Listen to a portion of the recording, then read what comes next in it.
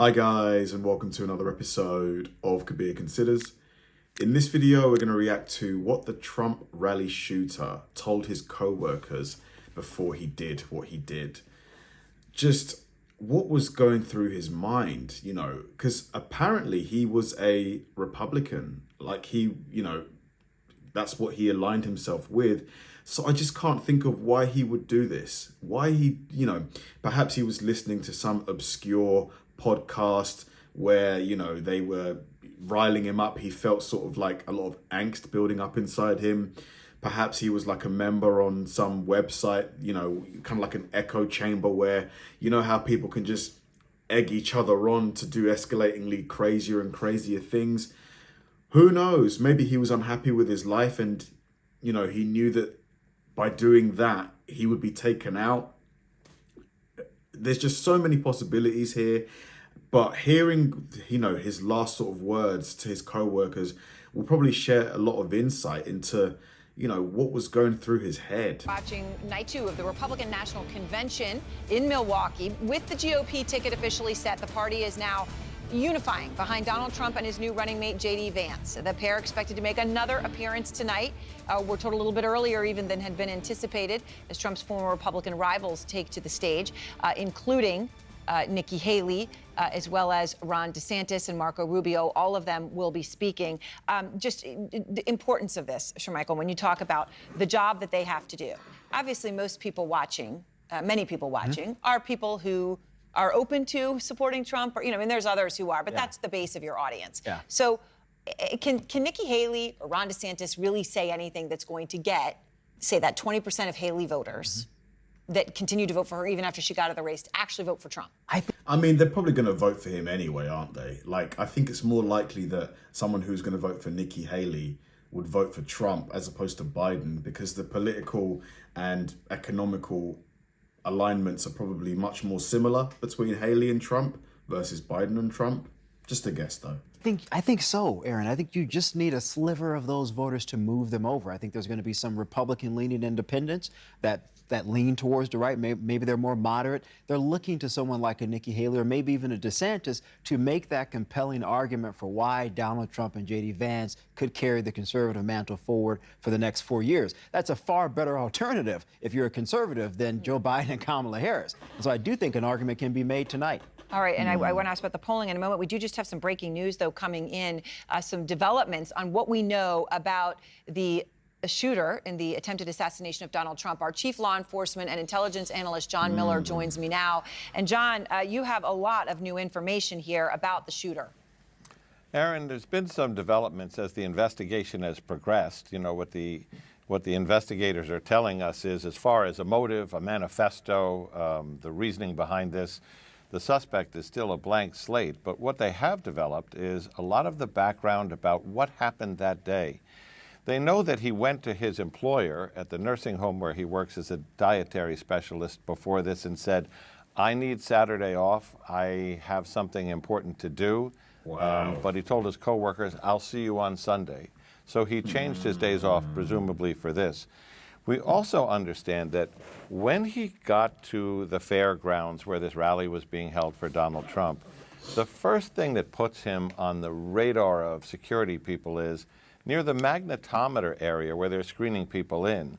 He's carrying in his hand a rangefinder. It's a device that looks like a small pair of binoculars, but it's used by shooters to measure the distance when they're setting up a long-distance shot.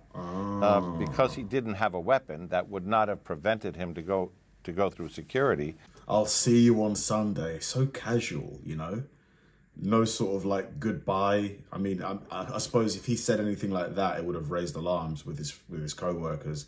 But still, see you on Sunday. I need Saturday off. Just very sort of flippant. But they did flag, what does he have this in his hand for? At that point, they told people, keep an eye on this guy, but then he leaves the secure area, the staging area, and he doesn't turn up again for some time until the crowd says there's a guy crawling up the roof and it appears he has a rifle. There is an eerie moment in here, Aaron, where he's taking the rangefinder and he's looking through it at the counter sniper positions. and one of the counter sniper positions is looking at him through the scope. At this point, there's not a gun in the picture, as I understand it, but they're saying he's looking at us, looking at him. Then when people alert the police and they try to come up the ladder to get him, and he confronts them with the AR-15 gun, they dive for cover, and then a moment later he opens fire. But a lot of this sounds very spread out. The end of it happens very quickly. The last piece is the search of the car. As we reported last night, you know that this picture is going to be used just consistently in the campaign for Trump, up until even probably after the election, if he's to win, he will use this. It's just, you know, the flag in the background, the sky blue in the background, the fist upraised, the defiant, you know, blood spattered face. It's a hell of a photo. You have to admit, no matter what side of the political sphere you align yourself with, you shouldn't see stuff like this happen. You know, like when it happened to Kennedy, I thought that would be the end of it, but... Search of the car, as we reported last night, 2 remote-controlled IEDs, remote-controlled bombs in the car. The remote control for those devices found on his person on the roof, according to sources. 3 fully loaded magazines with nearly 100 rounds, a bulletproof vest. So it raises the question, did he expect to escape from this? And if so, what was all that intended for? What was to happen next? Questions that are still open in the minds of these investigators. Right. I mean, I know that they say they just simply don't have details on motive. I mean, I just saying as a layperson, I understand, you know, if you don't have a gun, then you can go through. Having a rangefinder and still being allowed to go through, I think is jarring for many people watching, that they would have some discretion to say, sorry, you can't bring that in there. So I will admit, That's a really interesting point. Yeah, how did he get that in? Like, how did he get that in there? It's not like he had a uniform on, like a police uniform. Because this is a prickly issue, which is, you know, this is in a place where there are a lot of Trump supporters. There are a lot of Trump supporters coming to the rallies. You may have been to these rallies where people show up wearing camouflage. People show up outside the rally with weapons. This is not a weapon. It's a device used by shooters, but also by golfers to measure these distances. And for security people, the Secret Service Uniform Division, to make a decision about you can't come in could actually backfire on the rally organizers and so on. So So can I ask you one other thing, John? I think that's, and it's important, the context that you just gave about who would be there, the message you'd be sending to others. But then this question, that he goes through the screening and he has the rangefinder, but obviously he ends up with the gun, which he uses on top of the roof. How did he get that gun in? Unless he placed it on the roof days before while he was planning this. So when does he get the gun and where? So when he leaves that secure area and appears to depart, he goes outside the inner perimeter, outside the outer perimeter to that third layer, which is that, you know, that football field and a half away.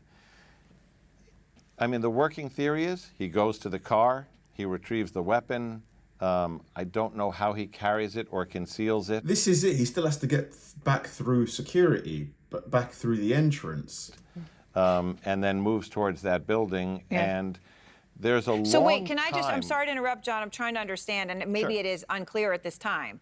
But if you clear security and the metal detectors, you can get back all the way to your car to get And something then get and not back go in. back through the metal detectors? So to be clear, when he was in a secure area with the rangefinder, there was nothing that would have stopped him from clearing security.